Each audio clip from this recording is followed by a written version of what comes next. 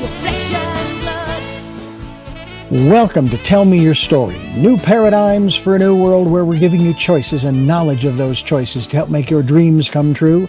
We are here 9 times a week, Sundays at 7 a.m. and 7 p.m., Monday mornings at 1 a.m., Wednesdays at 9 a.m., and Monday through Friday from 8 to 9 a.m., streaming live at all those times at richarddugan.com. We are on SoundCloud, iTunes, TuneIn Radio, Spotify, Stitcher, Player FM, as well as YouTube, where you can watch these conversations. I hope that you will take time to subscribe and click notifications so that when a new conversation is posted, you'll be notified and you'll be able to tune in, listen in, and learn, be entertained and inspired. A reminder that Choices, which is my book, 5 Steps for Life, it's available on Amazon.com in paperback, hardcover, and Kindle with Audible, soon to be released. We also ask that if you can support the work that we are doing financially, we do have a PayPal account. It is there for your security as well as ours. And when they ask for an email address to whom you're sending, please go to richard@richarddugan.com. That's the email address. If you go to richarddugan.com, there is also a link directly to PayPal so that you can send us whatever support you can. And we thank you to those who have helped and to those who will help. We also ask that you take time during this decade of perfect vision, the 2020s, to go within to that quiet, peaceful, calm, still place and listen to that still, small voice. And with that, we now take you to our very special interview and guest here on Tell Me Your Story. And welcome to Tell Me Your Story, New Paradigms for a New World. I am Richard Dugan, your host, Reverend Dr. D, I sometimes go by, and we have with us another doctor, although hers is more official than mine is. She's returning for, what is it, the 4th time? Oh my goodness, it's great to have you back, Dr. Sharnael. It's great to start talking with you about something new that you've got. Yes, I'm very, very excited to be back with you and hope you're doing well. Yeah, well, what we love to say on this program in regards to returning guests, she's back. You go ahead and Google that, folks, and you'll know what that stands for. Well, what we're going to refer to, of course, is her latest work, and I'm curious as to what this is all about. I barely remember. Well, no, I take that back. I do remember my grandfathers on my mother's and father's sides. We'll find out what the relationship is here, beyond maybe just a very important person. Grandfathers always seem to be very wise individuals. In this case, the title of her book is Grandfather Iboga, and basically known as the Mount Everest of plant medicines. We're going to talk a little bit about that. Tell us about this aspect. It sounds now Australian. Why am I picking up Australia? Am I wrong? It's actually Africa. Africa. Well, I'm in the right general hemisphere because Africa does straddle the equator. Yes. Talk to us about this concept, because I know that the indigenous peoples of different parts of the world seem to have a handle on and a connection with the wisdom of the universe that helps us through the challenges that we face on a regular basis. Talk to us about that. Yeah, I think I've been studying plants and medicine since 2000, and I have been to 54 countries researching different plants and what they do and why they work, and whether there's phenols, sesquiterpenes, monoterpenes, how they reset receptors, different alkaloids do different things for neuroscience and in the cells. Some of them go past the brain barrier, some of them go past the blood barrier, depending on how you use them, if you ingest them or if you distill them or, just eat the leaves or make a tea. There's all kinds of different ways to use the plants. And of course, we know that the plants are here for us. I believe that God gave us these plants for our benefit. There's one of the scriptures says the leaves are for the healing of the nations.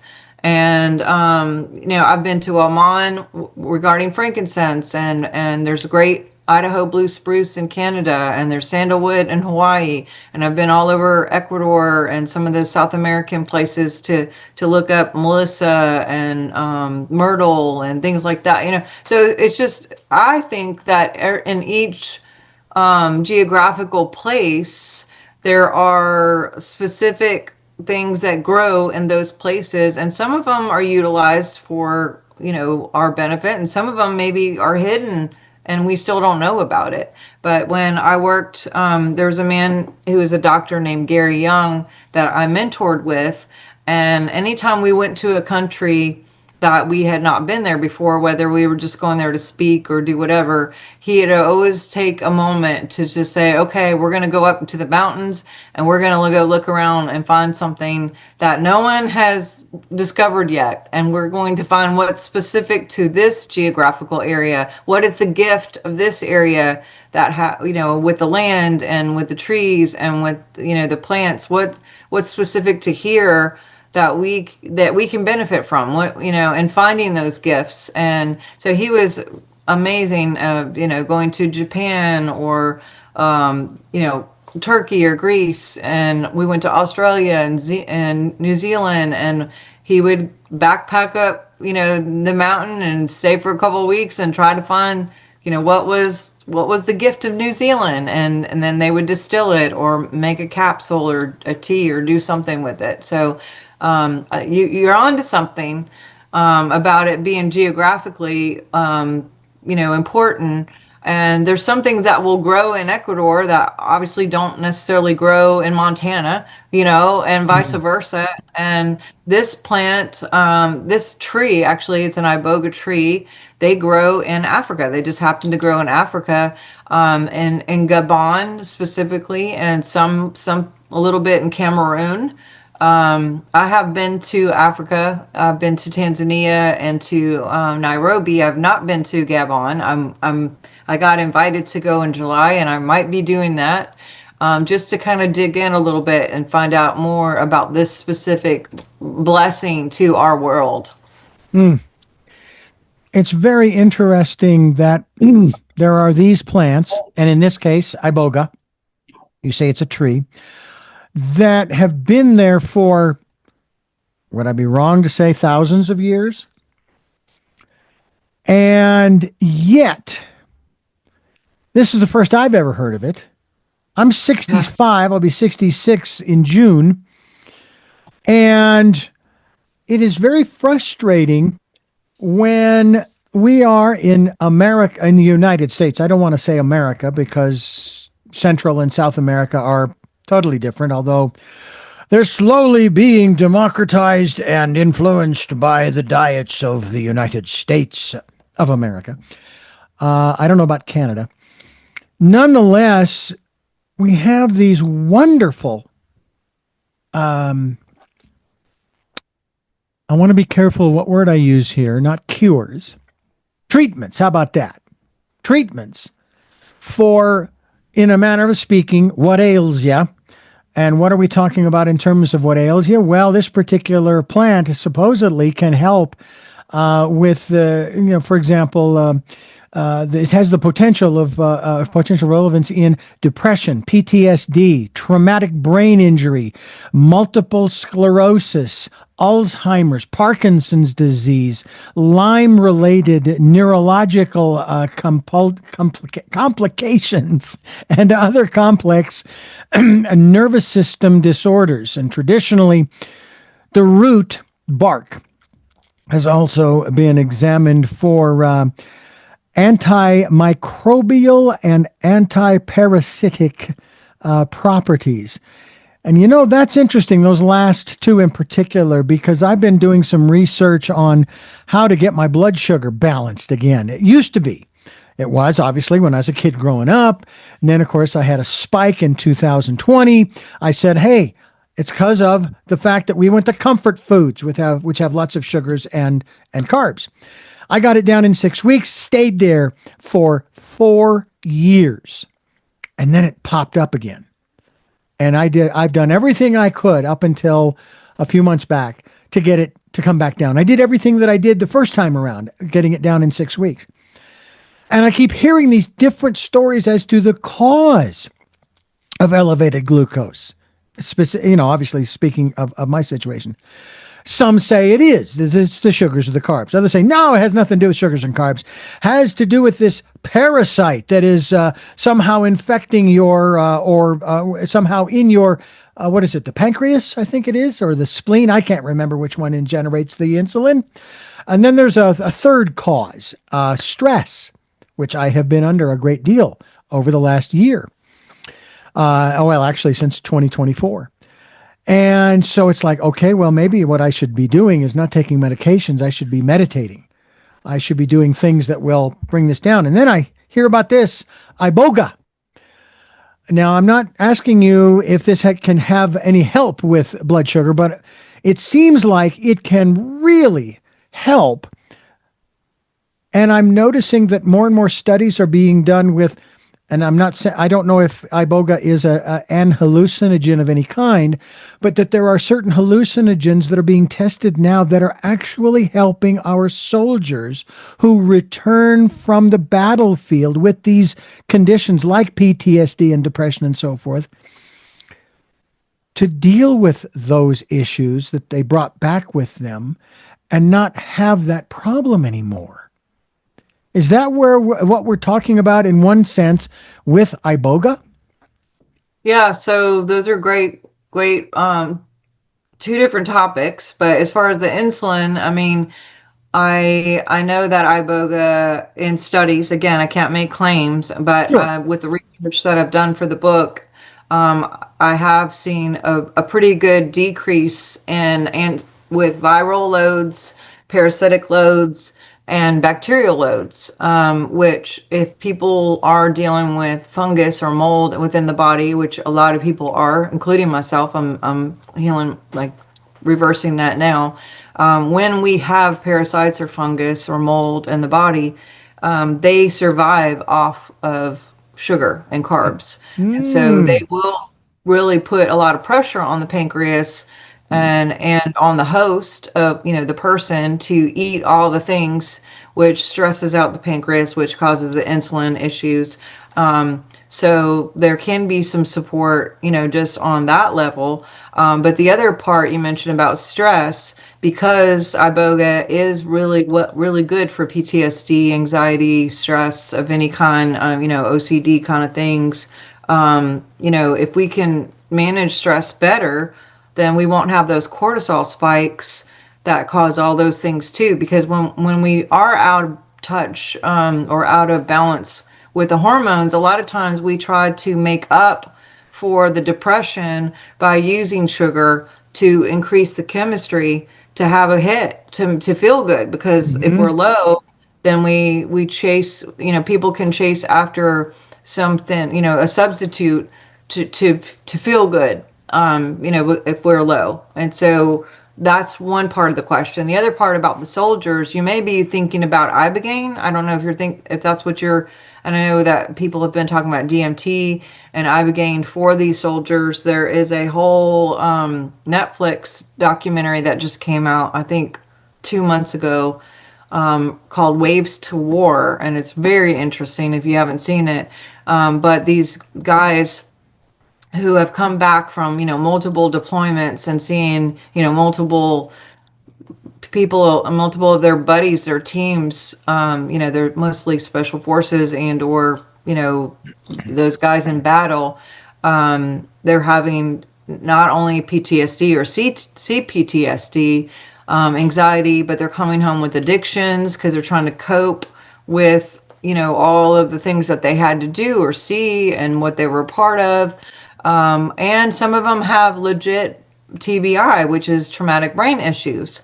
What they're seeing with these Iboga sessions or Ibogaine, most of them are using Ibogaine, which I can talk about the difference in a minute. A lot of these overseas places that are being, they're sending these vets, which thank God someone's taking care of these vets, because I think we can do a lot better. My son-in-law actually had 6 deployments before he was 25 years old. My dad did 21 years. I have no idea how many deployments he did. And so I come from a military family, so I understand the stress of not just of being a kid, not being a military person, but I have my daughter is in the military, my dad was in the military, my son-in-law, so we've lived the military life growing up, and I know, how that messes with families. They say that after this last war, there were about 3,000 something deaths in this last war that we had, but we're having 30,000 suicides a year from the soldiers that are still out there doing all these deployments and were a part of that last war. Now, that's not even counting the spouses. They're saying there's up to 6 spouses of a veteran that are going daily. So this is a family issue with the military, and thank goodness, like I said, they are doing sponsorships, and I'm looking into starting some sort of a way to get vets over there and to raise money for awareness and to maybe sponsor vets to go over there. That's in my heart. But when they're going and they're doing this one session, and sometimes two, they're literally seeing the brain change to go back to a more healthy opportunity for them. And the reason for that on a science level is we have this chemistry called BDNF or GDNF, and it basically saturates the whole brain to make the neuroplasticity available. When we are 1 or 2 years old, we have the highest neuroplasticity like we could ever have, and then the older that we get, the less and less we get, which means it's harder and harder to change. The more we're exposed to different things and make these pathways, it's harder to change lanes and to break off these paths, to make the dendrites drop and move over to make a new path. That's why it says 21 days to create a new habit, because literally you have to be very on purpose to make new habits, somatically, physically, mentally, emotionally, spiritually, to create the brain to move. And break off that old pattern and connect it to the new pattern and make this the new thing. When you have the neuroplasticity, that's a whole different thing, because everything just it's almost like a clean slate where things get so formidable that it's like, oh, you know what, I want to start this new thing, and you just do it because you have that ability to reform something really quickly. The other thing that's really amazing about this is it works on a neuroscience level on 7 different neurotransmitters. And so you're talking about dopamine, you're talking about serotonin, several of them that can be reset. So people who have addictions that maybe have come back from war and now they're coping with drugs or opiates because of pain, because of maybe they had an injury. Opiates are very difficult to get off. Meds, benzos are very hard to get off. The MSRIs are very, very hard to get off. Heroin, cocaine, not most of the military guys are doing this, right. Especially if they're active, but some of these others are prescription based and okay to be in active duty, but to get off of them and have a normal day isn't easy to do that. And so when we go in and they flood the brain with this chemistry, it allows them to reset. Now the Western model right now to get off opiates or Suboxone or benzos, which is one of the hardest, heroin, even sugar, people say sugar is harder than cocaine to get off. Yeah. But the Western model for opiates is an 18-month grueling process of rehab, which the withdrawals are so bad that people can literally die from just the withdrawals. So you have to really taper off and do this really slowly with medical experts and all of this. And even with all of that, time off, all the things involved, a person only has a 7% success rate with that. Now, and that is horrific. Like, what the heck? But what we're seeing with Iboga is one session with Iboga, they have an 86% chance right away off the bat, within 48 hours, zero withdrawals, and now they're set up for success. If they do 2 in 1 week, which is suggested if there are any major addictions going on or major brain injuries, it goes up to 96%. Now, I have no idea why that this is illegal. If we can help our vets, if we can help, people with MS or Parkinson's. I've talked to 3 different people with Parkinson's who are not even doing flood doses, but only doing microdosing, and their tremors are gone. They're out of their wheelchair. They're able to get dressed. And one lady went to a retreat center in Mexico, and she went in a wheelchair, and by the time she finished her flood, I think it was within 48 hours, she was cooking for the staff. Like, she loved to cook, and she missed that she could, she was out of her wheelchair, walking around, chopping up vegetables, literally cooking for her staff. And I was just like, how is this illegal? I don't understand why. Dr. Sharnael is with us here on the program talking about grandfather Iboga, and you are listening to Tell Me Your Story.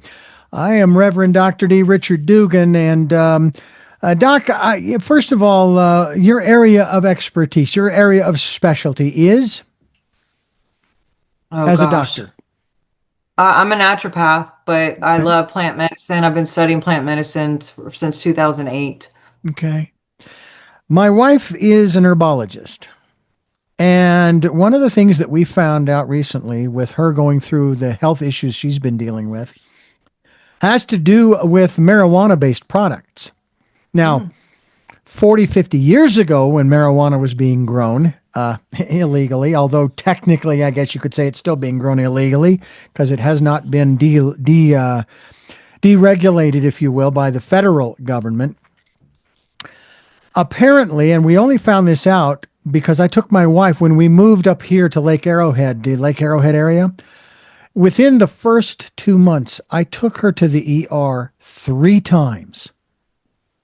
And the third time, they said, the symptoms she's exhibiting look an awful lot like the same symptoms that many of our elderly patients are experiencing when it comes to the use of marijuana-based products. Because apparently, aside from the THC and the CBD, there's a third ingredient they're now putting in that is causing stomach problems, nausea, vomiting, dizziness, and so forth.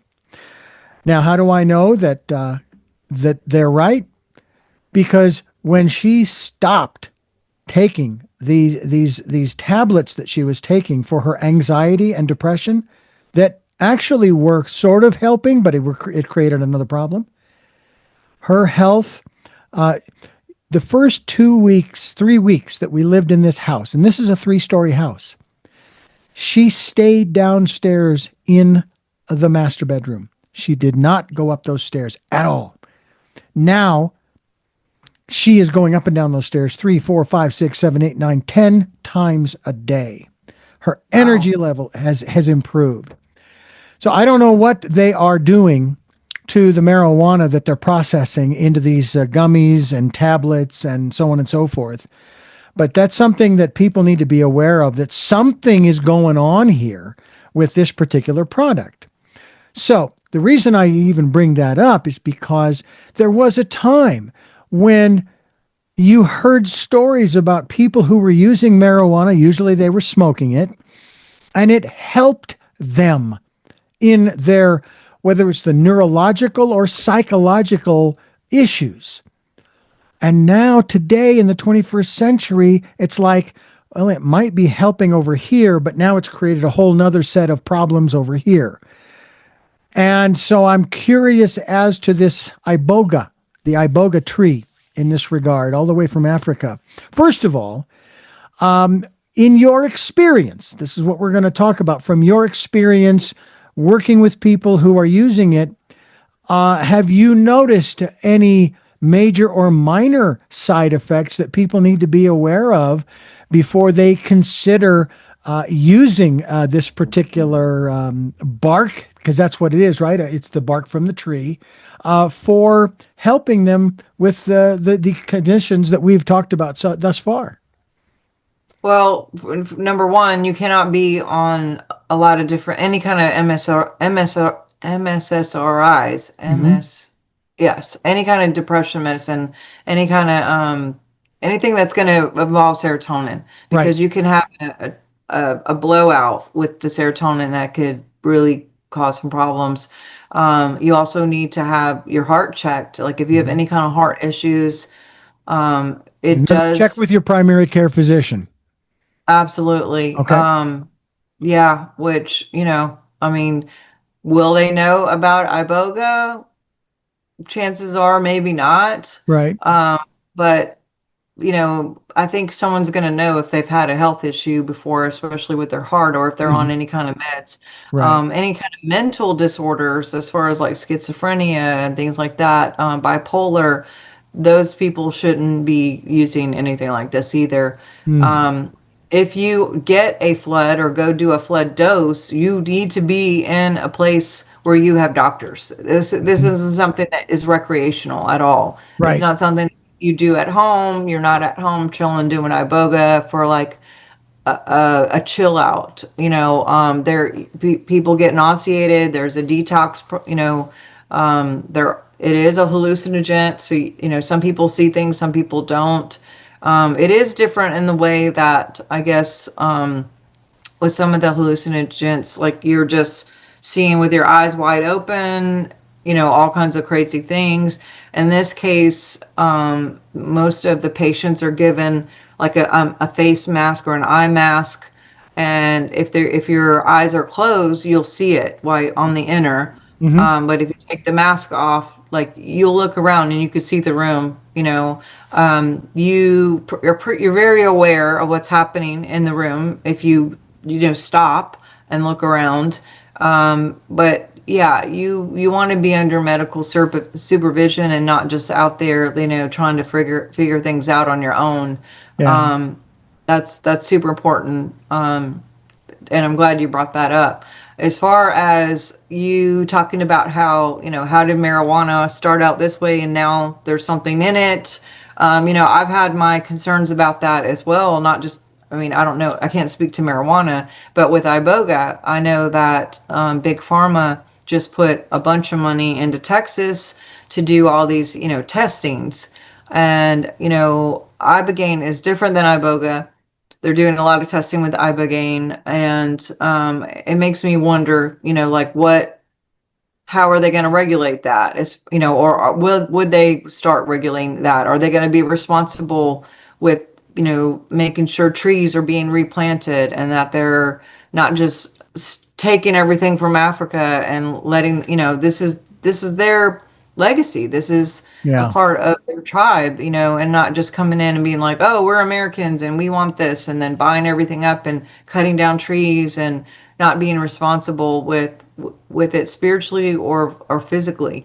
And then what they do with pharmaceuticals, in general, is most pharmaceuticals are actually plants that then they just add something synthetic that they can patent and put a price on it, and they can make the price so ridiculous that no one can get it or use it, or regulate it so bad that you have to go through all these channels to even get access to it. I know that most of the overseas places are so inundated with the need of all the people that are coming that they're booked way, way, way out, and it's hard to get an appointment, and you might spend $20,000, $30,000 that insurance won't cover. Yeah. Um, Yeah. so that's part of it too. Dr. Sharnael is my guest here on the program. We're talking about Grandfather Iboga. Now, you have a book that talks about this, that goes through a lot of what we have discussed here on the program. And we're going to continue our conversation with Dr. Sharnael. And you're listening to Tell Me Your Story. I'm Reverend Dr. D. And Dr. Sharnael, I'm curious as to how you found out about Iboga. Yeah, very good question. The reason why it's called Grandfather Iboga is personal to me, and also, in fact, that's what they call it in Africa and in many other countries. They call it the grandfather because I guess ayahuasca is the grandmother, and it has its own spirit and or essence of, you know, what people expect from that. Iboga is known as the Mount Everest, like you mentioned, the truth finder, the post grad, you know, the peak of all psychedelics in general. And so they refer to the grandfather, meaning maybe the grandmother, it has a little more of a female, like softer essence, you know, with its communication. I've never done ayahuasca, so I can't speak to it. With the grandfather, it's very direct. It just tells you, you know, these are the things that we need to look at. These are the things that are important. I have a whole chapter in the book that talks about the differences between ayahuasca and the grandfather Iboga, just because I know that's going to be something that people ask about. And because, you know, people who know anything about psychedelics, they're going to be like, well, why is this different? But I actually found out about it because I was going through my own kind of dark night of the soul, I guess you would call it. You know, I had multiple deaths in my family and in a very short period of time, and then some other things going on in my personal life that I thought that I was okay, I think, for a minute, and I just kept on like getting up in the morning and, you know, putting on my happy face and facing the world and, you know, trying to do my best. And there came a point where I wasn't able to do that anymore. And so back in April of last year, I told my co-host and my practice that I was taking a step down. I've had a podcast for 8 years, and I just needed to have like a little recess for some things, you know, to help myself and to look at some things within me and to figure out like how to not be just swimming in this grief that seemed to be consuming me. And actually shut down my practice temporarily. I thought it was going to be temporarily anyway. I thought it would be just a month or two, and then it turned into a summer, and then it was Christmas. And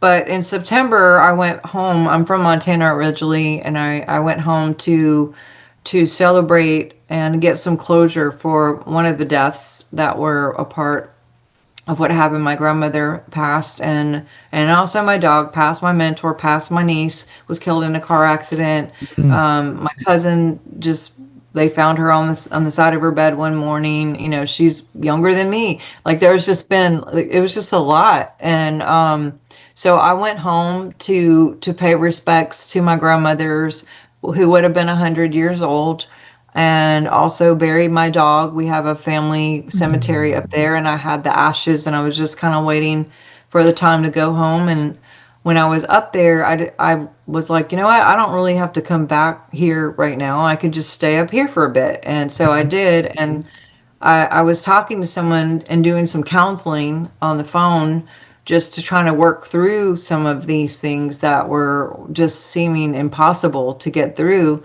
And I was also just kind of telling her that maybe I was in some sort of midlife crisis of just like, I don't know what to do with my life. I don't know where I want to go next. I've been doing what I've been doing for a long, long time, and I don't know if that's what I want to do anymore. And I don't know what the next thing would be, but I wasn't sure. And she sends me this podcast of an interview that Joe Rogan did with an attorney named Brian Hubbard, who works a lot with, you know, helping people with opiates and the whole legal standpoint of that, as well as former Governor Rick Perry. So they were both being interviewed by Joe Rogan regarding Ibogaine and regarding these vets that they were sending overseas to help. And when she sent it to me, I didn't know what Iboga was. And it did happen to be my grandfather's birthday that she sent it to me on 9/21. And I see 9/21 like everywhere all the time. Like that's just my little kiss from my grandfather that, he was my best grandpa. And we had our birthdays within a week of each other. And, I'm, like I said, from Montana, and my dad, when he did deployments, my mom and I would move back in with my grandparents, and he was gone quite a lot of my childhood. So I spent a lot of time with my grandfather, kind of being like a dad to me when dad was gone. And so he's passed as well, but I kind of felt like maybe he had a part of like, hey, check this out. And so I was like, what are you sending this to me for? Like, do you think I'm going to be a facilitator and like move to Mexico and help people do this? And she was like, I don't know. The girl who sent it to me, I don't know. I just felt like divinely led to do it. And she was like, did you watch it? And I was like, no. And I just laughed, and she's like, no, really watch it. And it took me a few days, and then she kind of maybe nudged me a couple more times, and then I was like, okay, I'll watch it. So I watched it, and I was mesmerized. I was like, I've got to know more about this plant. And I kind of sent her another message. I was like, so you think I'm supposed to do this like as a facilitator, or you think I need to do Iboga? Like, because that wasn't on my bingo card at all, to be like, yes, writing down I'm going to do psychedelics this week or anything. And she's like, again, I don't know, I just felt to send it to you. And then it wasn't long after that I started talking to someone to see about maybe getting an appointment, and that's kind of how it happened. The rest is, I guess, history. I was very like, no, I don't know. And, and then I finally talked to the guy, and it's interesting, Richard, because he said, this is going to be the hardest thing you've ever done in your whole life. And that gave me pause.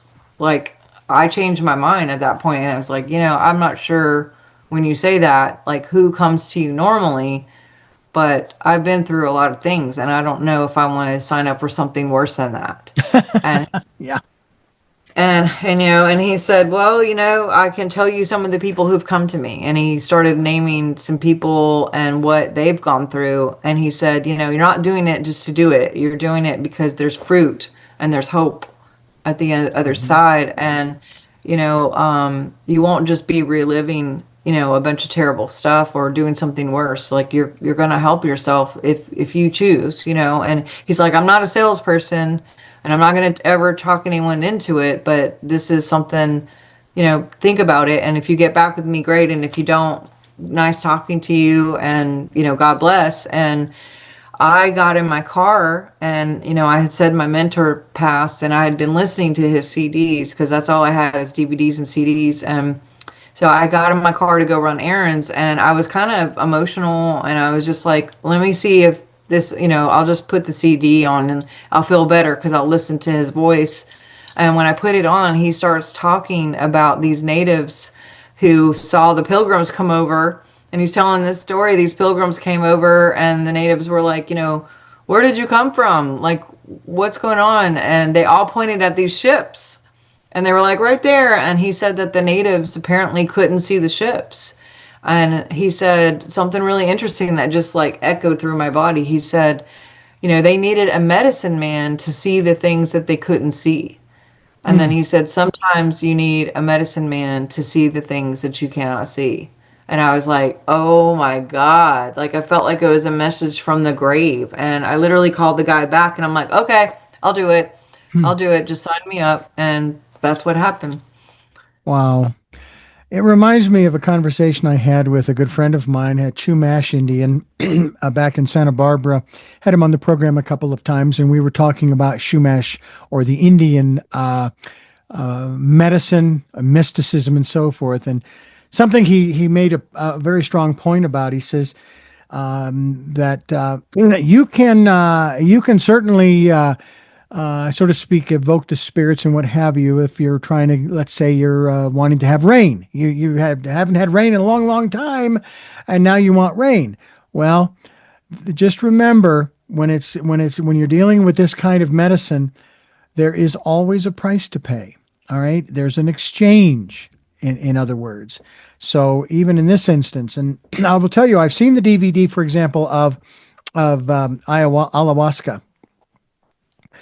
And it's the only, I'll call it, substance that I have any interest in trying in a safe, facilitated surrounding because of some of the things that some of the people said. One in particular was a gentleman. He was describing his experience, what he saw, what he heard, what he felt, et cetera, et cetera. And it seemed like, man, I was gone for a long, long time. I mean, maybe hours or days. And then he looked at the people that were there and he says, how long was I gone? 10 minutes. Wow. 10 minutes. And obviously, the whole concept of time is in our minds. It doesn't really exist, but nonetheless, and it's supposed to also help and facilitate in some of these areas where you get in touch with some of the things that you need to let go of, you need to release so that you can move on and hopefully pursue your life's purpose, which is really what we talk about on this program all the time, is that people need to find their life's purpose, their focus. And that is interesting in the conversations I've had, Sharnael, is that the life's purpose may change over the years. Today it may be this, and tomorrow it might be that. But it's the question of whether or not we're open to it. I want to ask you a little bit about being open to the changes and in particular to our intuition. And we'll talk about that as we continue with Dr. Sharnael here on Tell Me Your Story. I am Reverend Dr. D, and she is Dr. Sharnael. We're talking about grandfather Iboga. And we're talking about a lot of different aspects here. We're not making any claims. She's not making any claims per se. She's just laying out the experiences that other people have had and so forth, and that you need to do your own investigating and your own checking. We're not trying to put out any kind of medical information from the standpoint of there's no, these aren't cures. It may be a treatment. It just may be something that you may want to try, but you want to do it in a safe environment with, if necessary, medical personnel around you so that you're safe. And that would be with pretty much anything that you might want to attempt. I'm curious about, I'm always asking about one's inner life. We talk about encouraging people to spend some time during this decade of perfect vision, the 2020s, and encouraging them to go within to that quiet, peaceful, calm, still place and listen to and follow the promptings of that still small voice. And I am curious as to your inner life and how it has facilitated you in pursuing your own healing, let alone pursuing the, shall we say, the assisting, if not facilitating, of others doing the same thing, wanting to get set free from some of these mental and or emotional blockages in their lives due to whatever experiences they've had, whether it's on the battlefield or otherwise. Yeah. Going back to what you said a little bit ago, intuition is huge. Trusting yourself and following those leads that you get, synchronicities. When I mentioned before the break this last time about, me being on the fence and really not sure based on what he said. And then I get in the car and there's this synchronicity that comes up where it's like literally my mentor, who I look up to, so much, basically comes in and says, you need a medicine man sometimes. And he is, to my knowledge, never done psychedelics, nor has he, visited a medicine man, but here he is just telling this story and saying this, that he probably recorded in the 80s. And it's like just showing up. Some other things that happen after that is, I'm a person that researches and wants to know that I know that I know that I know that I know that this is like the path for me. Mm-hmm. I left and I went, I was hosting a retreat in Destin, Florida, and I had a day before that we came in early just to kind of get everything straight. And I had a few minutes on the beach And I was contemplating, still like, am I doing this? Like, like, how is this going to work out? And I went, the guy who I was going to do this with, like, sent me a list of things to be prepared for, like what to eat and not to do, and, blah, blah, blah. And he sent me this whole PDF, and I had not opened it. So I had like an hour of space just to kind of mentally whatever. I had 2 books that I brought on the beach with me. One was called Letting Go, and the other was called The Sedona Method. And so I was sitting there, I was like, oh yeah, remember I need to like open up this PDF and see, so I'm prepared for when I go. And I open up the PDF and it's like what to eat, what to drink, blah, blah, blah. And here's 2 books that you need, to read in order to be prepared. Letting Go by David Hawkins and The Sedona Method. And I'm like, wow. oh my God.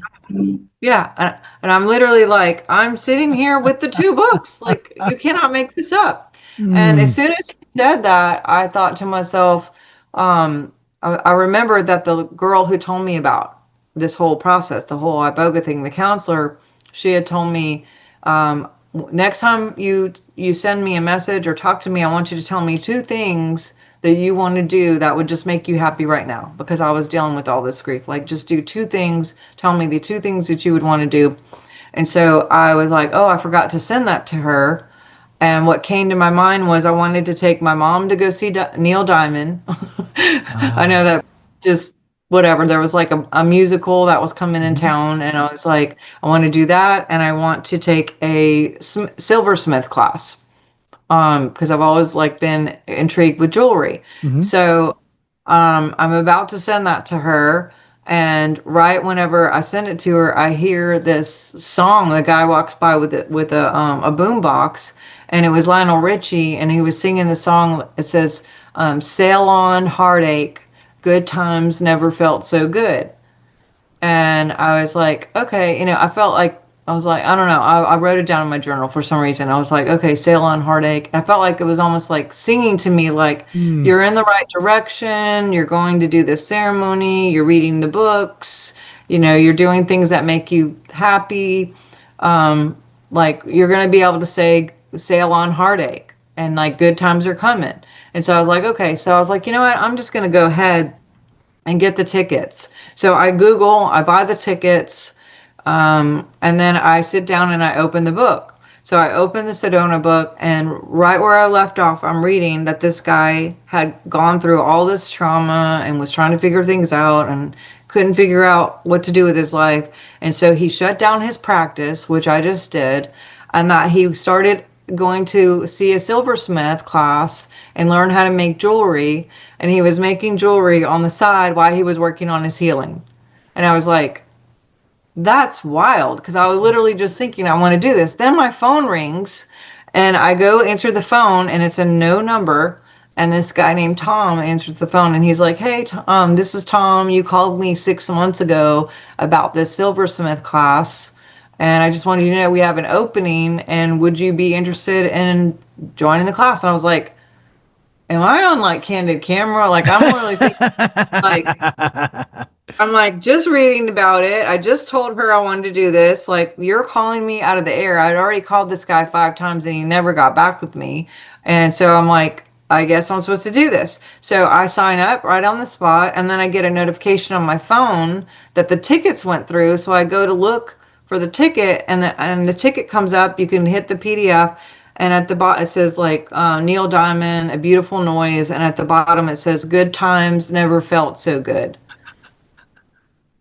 I was like, I think I'm on a roll here. Like, I am, so these were things, and I could sit here and tell you 19 more things, because it got so ridiculous that I was like writing this down, because I'm like, no one's going to believe how specific this is to pointing me to do what I'm supposed to do, and so he sent me a link right after that to pay the deposit, which I hadn't done yet. And I knew on an energy, when you commit, you're making an exchange already. And when you put the money down, there is already an exchange. And I put the money down, and I was like, I know that this is going to start it. And that afternoon I went upstairs, and my husband had bought a bottle of champagne, and I'm not a big drinker, but I would drink.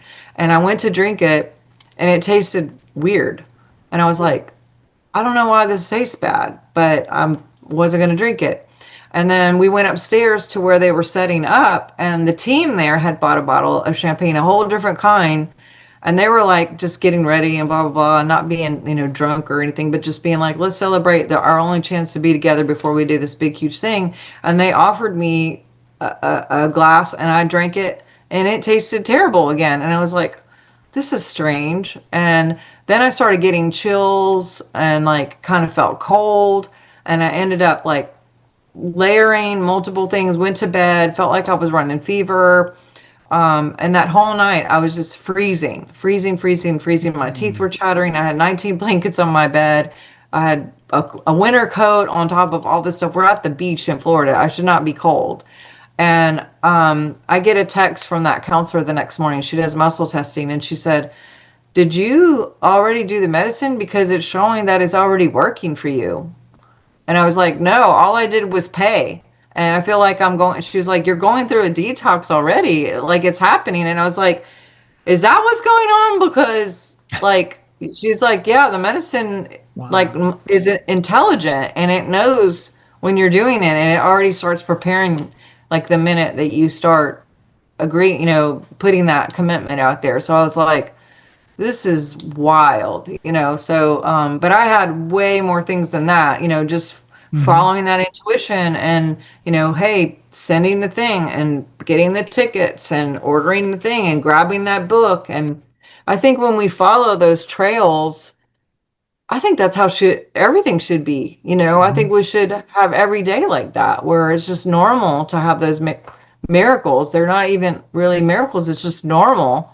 And that should be an everyday part of like how we live, is following those gut intuitions and then getting the feedback right away. Like, yep, this is right. Keep going. Yeah. You probably had that too. I'm sure. Share yours. I have actually. One aspect of it, though, that I find interesting is that I will get guidance.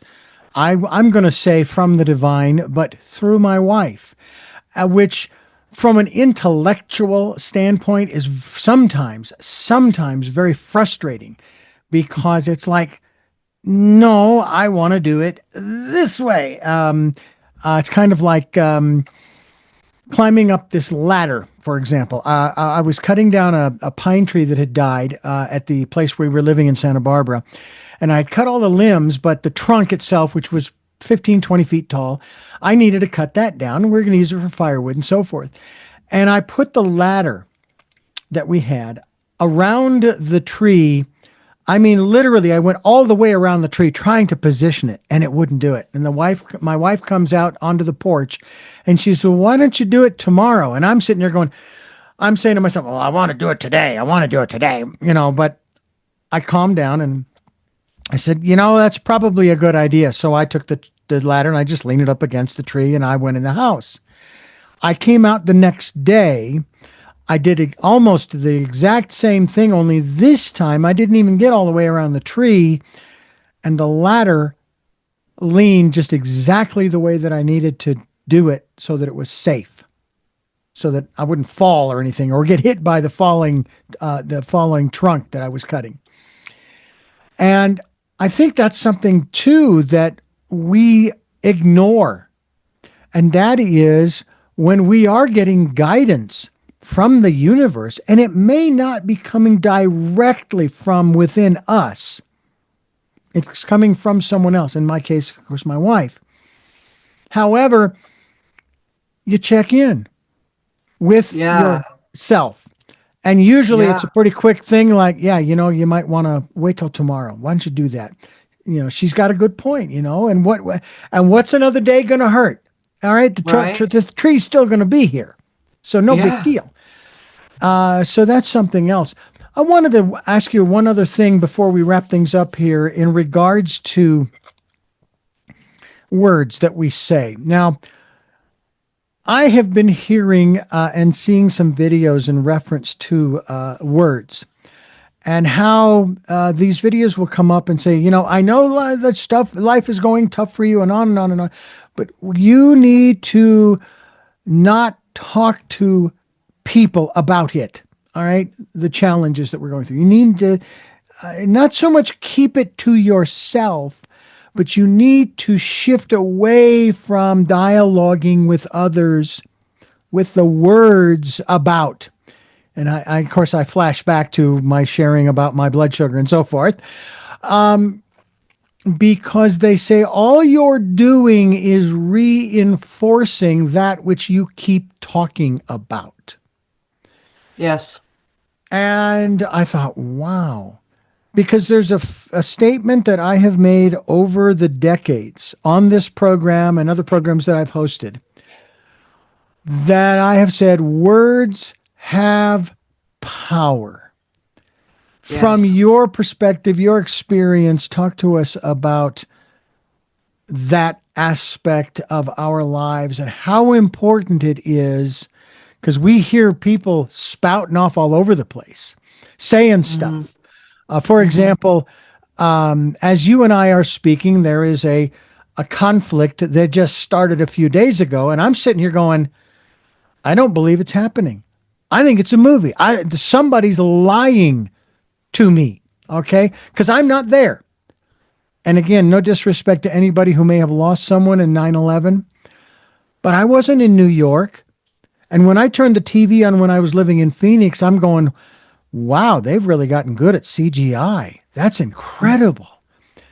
And so now when people want to talk about, what's real and what's not, fake news and real news, I say, all right, then I'm going to take the position that if I wasn't there seeing it with my own eyeballs, it didn't happen. And yet, again, we're told so many things. So many things are said through the different outlets that we all tap into from time to time. And of course, we're not listening to the internal voice, the words that come from our inner voice. And then we regurgitate the words that were given to us from the outer sources. And it's almost as if we reinforce it. It's almost as if we are supporting it with the words that we repeat over and over again. And, oh, did you hear what happened over here and over there? And da da da da da da. And it's like, we need to stop doing that. What are your thoughts in that regard? I have a lot to say about that. I have a whole book on it. My whole book of the Science of Miracles talks a lot about how they've weaponized the news to so there's a map of consciousness, and 1,000 is the highest, and anything under 200 is lies. Mm-hmm. And most of the people who map under 200, if they say something, anyone who's over 200 knows that that's BS, and you can feel it in your body, like they're lying. Mm-hmm. And so they have to use other vehicles to bombard people with it to make it real. So they'll weaponize music or the news or television, and all these news channels say the same thing, the same script. And all of us have seen those YouTubes or TikToks where they're like, this one, this one, this one, this one, and they all have the same exact words that they're saying because it's a script. Mm-hmm. They're spelling literally to the consciousness, and they're hoping that someone will pick it up because there is a frequency to it, and they're literally like lulling and spelling the consciousness into a lower vibration to try to get people to come into agreement with it. And they did that with, COVID and other things too, So if, a normal person who's above 200 who's telling the truth, you can also tell that too. You could feel it when someone's telling the truth. You're like, yeah, that feels genuine. That feels authentic.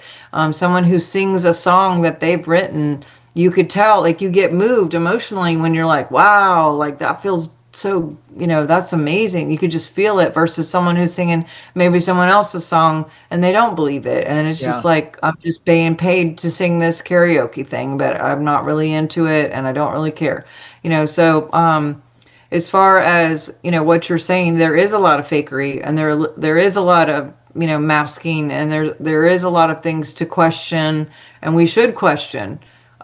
Maybe not everything, but some things are legit not real. Yeah.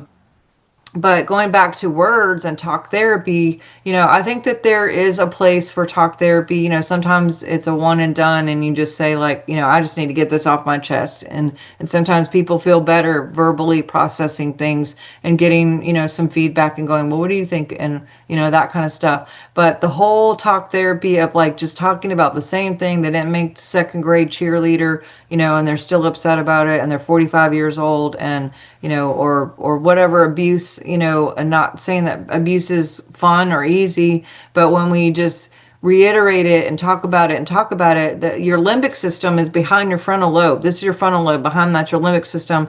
And it can't tell the difference between imagination or what's really happening.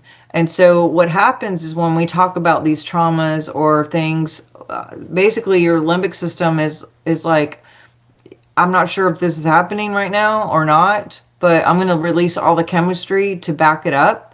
And so that's when we get the spikes of cortisol and stress. And that's why, the news and things like that are meant to really mess with the nervous system and to spike the cortisols and to bring fear and to invoke, because people will do dumb things if they're in fear, if they're confused, and they start just they'll just do whatever because they're like, oh, I don't know. And, they're just so afraid. People, they can't think for themselves and they're not sovereign enough to just go inward like you and I are talking about, following that intuition. And they'll just, do, make a reactive choice instead of responsibly being responsible and slowing down and like not working on that back part of your brain with fight or flight, but just being reasonable and coming in and going, well, what's good for me,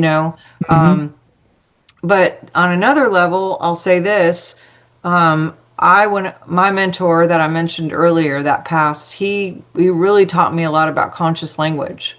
And one of the main reasons why I met him in the first place is because I was dealing with a cancer diagnosis at the time. And when he spoke with me about it, he said to me, well, have you ever said anything like, I'm just over it, cancel clear, or I'm done. And I was like, well, yeah, I mean, a lot of people say that. Like that's, someone's like goes out and they don't want to do something anymore. I'm over it, cancel clear. They don't say cancel clear. I'm cancel clearing. And he had looked in my eye and does bio-optic calligraphy, and it showed like 4 death wishes in my eye. And he said, when did you decide to die? And I was like, what are you talking about? I mean, I actually got really mad because I didn't know like consciously that I wanted to die. I guess there was maybe something there suppressed that wanted it. But then he went back and said, if you're saying things like, I'm so over this, or I'm done, or, anything, cancel clear. He's like, your body doesn't know the difference between, it takes everything literal. Right. And so he said, your body will go, okay. And then it just starts making things happen for that. And he said, I want you to say, he said, cancer is the idea of I've got to, but I can't. I've got to, but I can't. And I was like, I don't know what you're saying. And he said, it's, I can't serve. And he said, it's a feeling like you're being pushed to have to do something, but you really don't want to do it. And he was like, is there anything in your life, where you felt like that? And I was like, yeah. So he said, I want you to say this out loud. I want you to say, I am, and I can.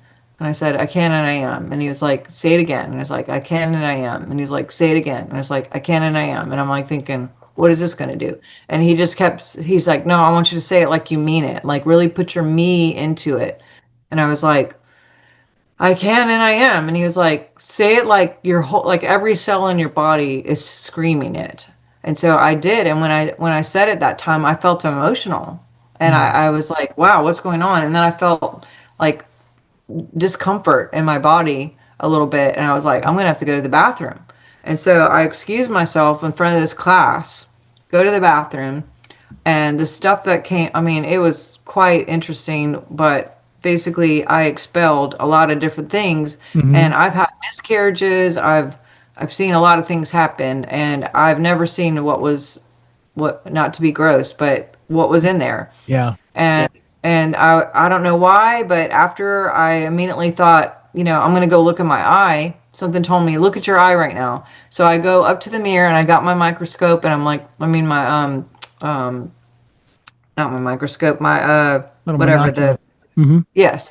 And I was like looking at my eye and I noticed where those 4 dots were. Now there was like this little hook at the end of each of those dots. And literally it wasn't there before. He had looked at it and he showed it on a big screen in front of 40 different people. We all saw these dots.